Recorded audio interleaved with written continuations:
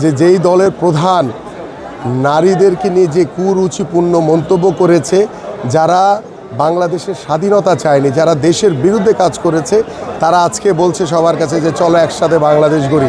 এটা হাস্যকর ছাড়া কোনো কিছুই না। কারণ আমাদের নারীদের যারা নিরাপত্তা দিতে পারবে না, যারা নারীদের মান সম্মান নিয়ে কথা বলেছে, কুরুচিপূর্ণ মন্তব্য করেছে, তাদের কাছে কখনোই দেশ হেফাজত না আল্লাহ। এবং আমার সর্বক্ষেত্রে সবচেয়ে বড় বিষয়, আমি শিক্ষাক্ষেত্রে এবং স্বাস্থ্যক্ষেত্রে সবচেয়ে বেশি জোর দিতে চাই। কারণ আমাদের একটি বৃহৎ অংশ যারা অর্থের অভাবে এখনও শিক্ষার আলো তাদের ঘরে ঘরে পৌঁছায়নি। আমাদের একটি বৃহৎ অংশ রয়েছে যারা অর্থের অভাবে এখনও প্রাথমিক স্বাস্থ্যসেবা তারা ঘরে ঘরে পৌঁছাতে পারেনি।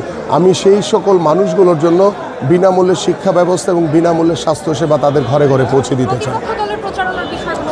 গণতান্ত্রিকভাবে নিরপেক্ষভাবে আমরা সকলেই কাজ করছি, বাট তারা বেশ কিছু মিথ্যাচার করছে। তারা ঘরে ঘরে দিয়েছে, মানুষের সাথে প্রতারণা করছে।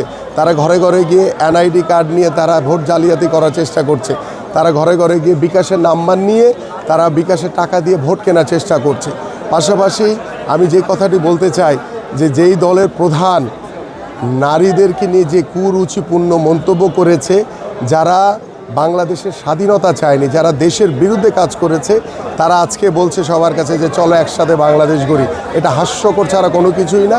কারণ আমাদের নারীদের যারা নিরাপত্তা দিতে পারবে না, যারা নারীদের মান সম্মান নিয়ে কথা বলেছে, কুরুচিপূর্ণ মন্তব্য করেছে, তাদের কাছে কখনোই দেশ হেফাজত না।